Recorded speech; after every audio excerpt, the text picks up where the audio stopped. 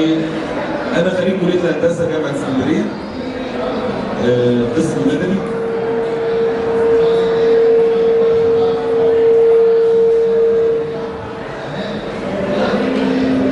انا خريج جامعه اسكندريه كليه الهندسه قسم مدني. اتخرجت سنه 79.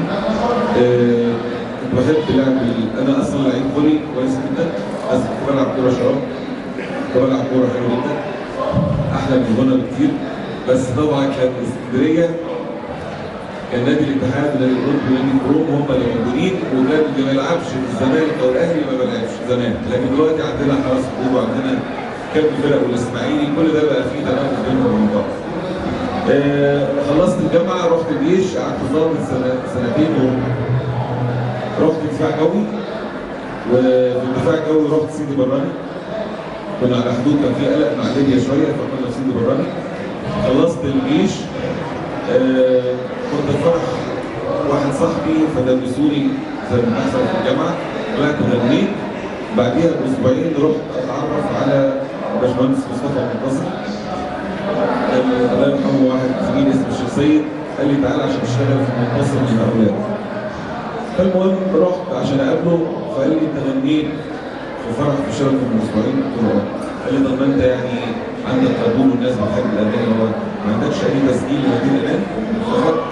خدت تسجيل بتاع الاغاني اللي كنت عاملها في كورال الجامعه ووداها لاخوه اسمه عمرو منتصر اللي هو صاحب صوت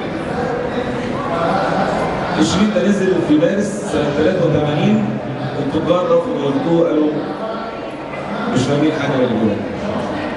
كان الشريط ده كان فيه مصروف قداس صلاح قداس، وكان فيه دنجي دنجي، وكان فيه هنا سيروبي هنا فيليه هنا كافيه وريكي كيك.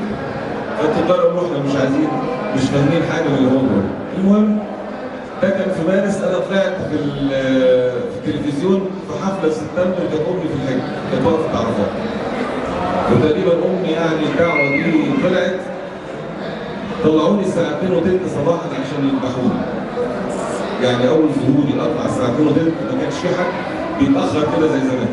طلعت الساعه 2:03 صباحا وقلت لهم اتمنى اكون على المستوى اللي يخليكم قاعدين سهرانين. فالناس تقبلت الكلمه دي كاني انا يعني راجل ذوق، ان هو مش عايز يكون السهره اللي هم سهروها دي طالع وحش. المهم غنيت مبسوط قداس صلاح مختاس، مصر كلها اتقلبت، والتجار اللي كانوا رافضين ياخدوا الشريط قمت الفلوس كاش، والعمال جم من بيوتهم عشان يطبعوا هذا الشريط، وكانت دي بدايه النجاح مع البيت.